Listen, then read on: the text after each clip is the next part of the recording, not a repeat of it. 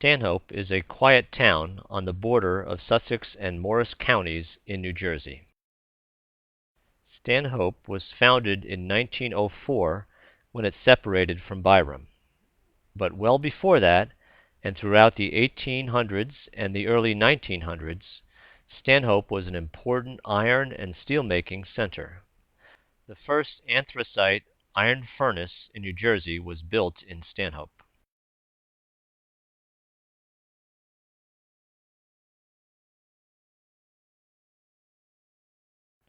Transportation was crucial to Stanhope's growth.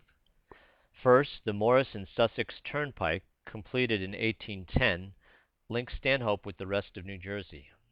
Then the Morris Canal, completed in 1831, brought coal from Pennsylvania and shipped Stanhope's iron to New Jersey manufacturing centers in the east, such as Paterson.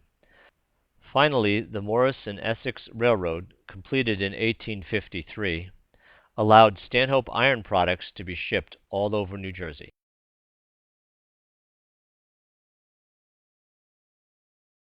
Let's take a closer look at one of Stanhope's walking and bike trails. This trail is accessible from the New Jersey Transit train depot in Netcong and the Lakeland bus service in that same station. In addition, free public parking is available at this beach parking lot. The Morris Canal Trail in Stanhope runs along the path of the Morris Canal. The Morris Canal, completed in 1831, was an important part of New Jersey's early transportation system.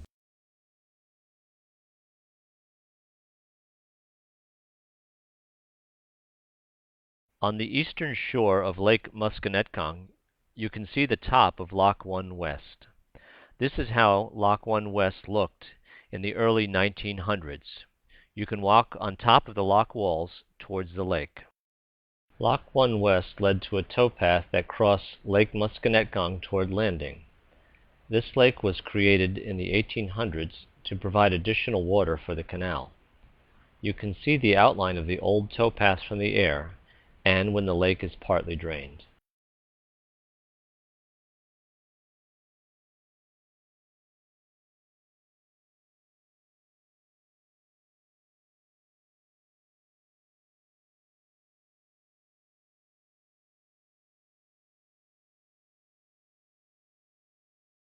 Cross the road and head towards Stanhope. Be sure to cross at the crosswalk. On the other side of the road you can see a section of the canal that is still filled with water. Walk along the towpath and over the concrete bridge. This bridge replaced an old wooden bridge. Overflow water from the canal would flow under the bridge to the Musconetcong River to your left.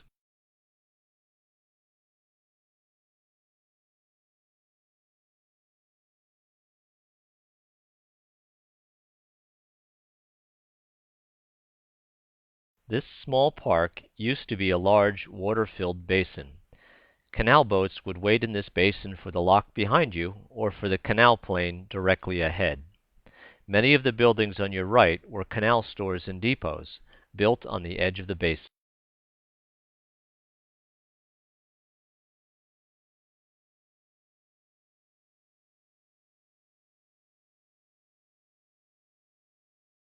The Stanhope House on the corner of Main and High Streets was a popular watering hole in the canal days and still is today.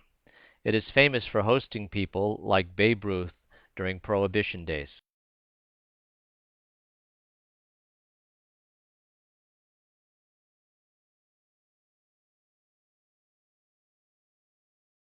Further along are the remains of an old plaster mill. This section of the canal led to the Stanhope Iron Works. The slip was built specifically for that company in exchange for the land under Lake Musconetcong. There are several interesting artifacts on this path. The remains of a wooden gate and a functioning waste weir are clearly visible. At the end of the path is a small pond, which was used for unloading coal and loading iron from the works.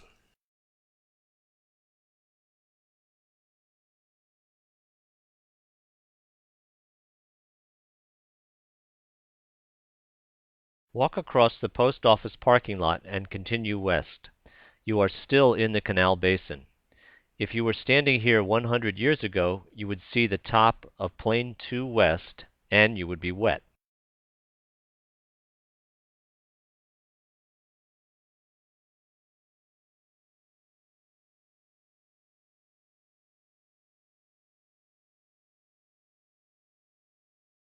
Cross Kelly Place and go down Plain Street. At the intersection with New Street, you can see a canal marker and some of the stones that held the inclined plane in place. As you continue down Plain Street, be sure to look for the inclined plane stones on your left. They are partly buried on the side of the road.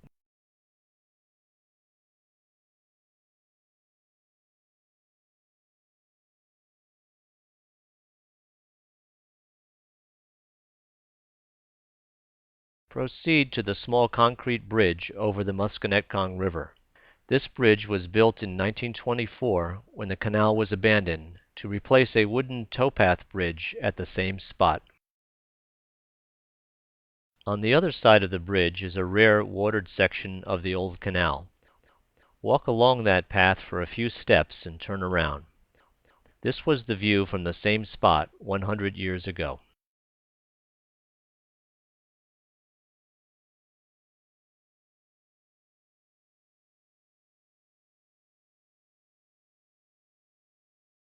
The towpath and canal prism look much the same as it looked when the canal was in operation in the 1800s, with fewer trees, of course.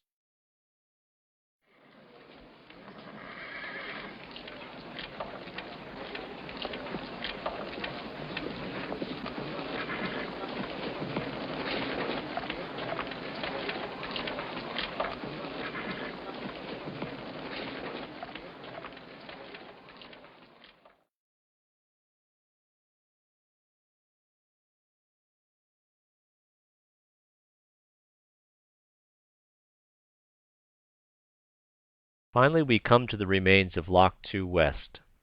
Some remnants of the lock tender's house stand today and are worth a careful inspection.